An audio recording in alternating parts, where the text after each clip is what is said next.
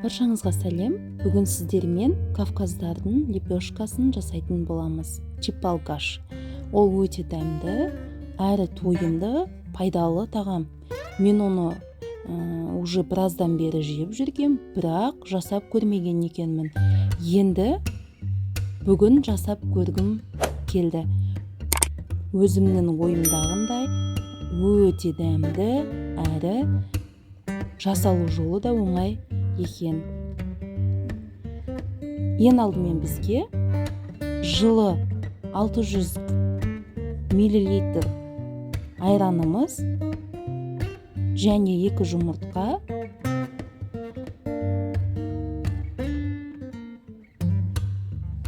жарты шай қасық тұз және 1 шай қасық содамызды салып,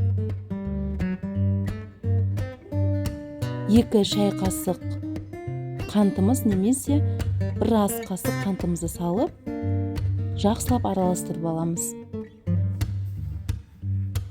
Массамыз біркелкі болу керек. Енді електен өткізіп 600 грамм ұнымызды салатын боламыз. Қамыр жұмсақ болып шығу керек. Бірінші лопатканың көмегімен араластырып аламыз. Кейін қолымызбен жақсылап жұмсақ қамыр жасап шығамыз. Қамыр небәрі жұмсақ болса, соғұрлым біздің лепешкаларымыз жұмсақ болады. Бұл лепешка творогпен жасалынады. Міне қамырымыз көріп тұрғандарыңыздай жұмсақ, қолға жабысатын қамыр болып шықты. Оны өте ұқыптап, ақырындап араластырып аламыз. Менің каналыма тіркеліп, бұдан да көп жаңадан тағамдарды көрулеріңізге болады. Біздің қамырымыз дайын болды. Енді біз салмасын дайындайтын боламыз.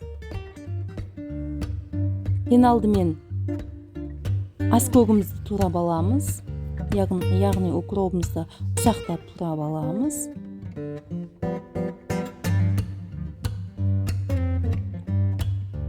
Өз қалауларыңыз көк жаңағы шөптерімізді қоссақ та болады, қоспай жасауға да болады.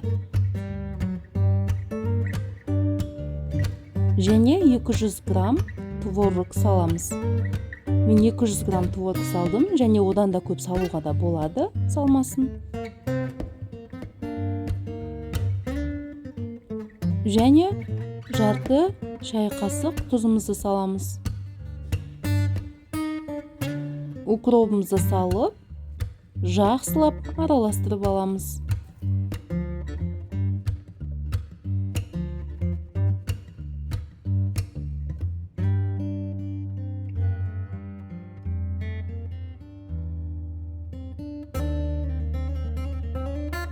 Менде салмасы дайын болды. Енді қамырымызды 7 бөлікке бөліп араластырып аламыз. Қамырымызды алып, қолдың көмегімен кішкене дөңгелекше жасаймыз.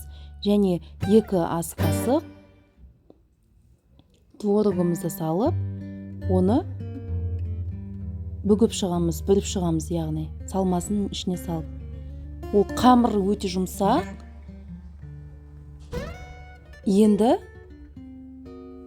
қолымызды ұнға малып, қолдың көмегімен жайып аламыз. Оқтаумен жаюға да болады. Қамыр өте жұмсақ болғандықтан қолмен де оңай жайыла береді.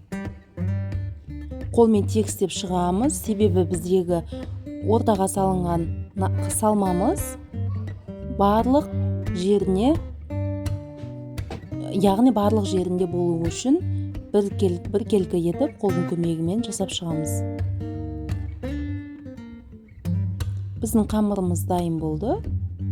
Енді оны құрғақ ыстық сковородкада пісіріп алатын боламыз.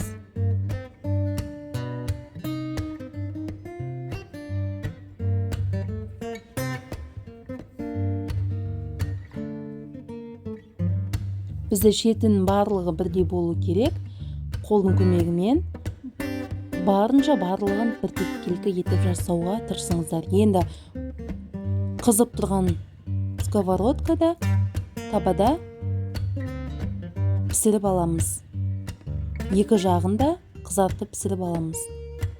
Қамырды табаға салғанда арадан 1-2 минуттан кейін көтеріліп, жұмсақ болып піседі. Осылайша барлық қамырларымызды пісіріп алатын боламыз. Менде 7 лепешка шықты нанымыз.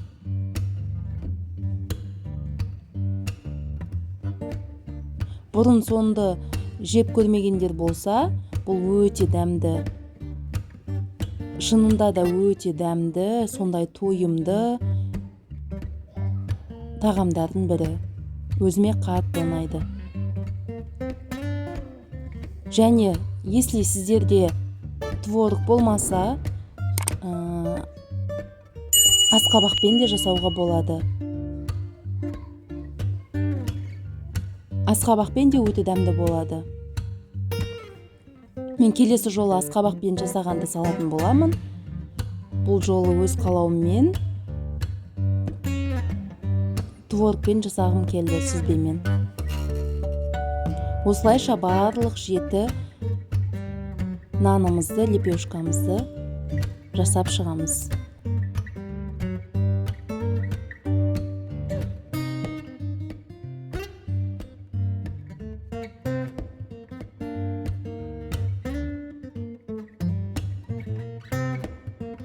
Бұл қамырдың бір жақсы жері, ешқандай дрожь қосылмайды. Тек сода ғана саламыз.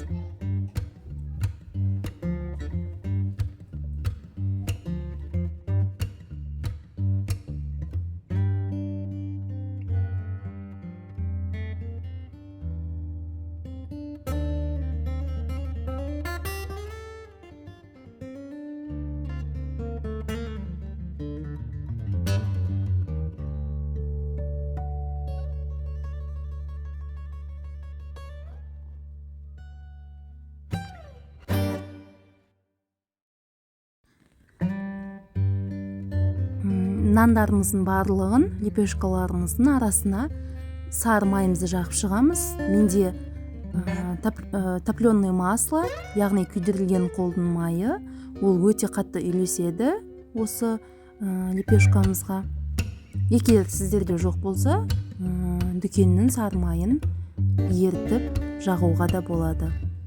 Бұл май ерекше дәм береді және өте керемет үйлеседі.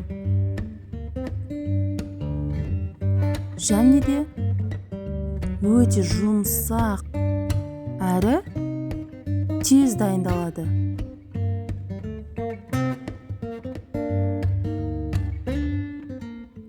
Біздегі лепешкаларымыз керемет болып шықты. Сіздер де жасап көріңіздер. Егер сіздерге ұнаған болса, менің каналыма тіркеліп, лайк басып, комментарий қалдыруды ұмытпаңыздар. Ас болсын. Және достарыңызбен де бөлісуді ұмытпаңыздар. Алдағы уақытта бұдан да жақсы рецептерді мен бөлісетін боламын. Дайын болған лепешкаларымызды 6 бөлікке бөліп, дастарханымызға қойсақ болады. Балаларға да өте қатты ұнайды және отбасыларыңызға да жасап қуантсаңыздар болады. Ас болсын.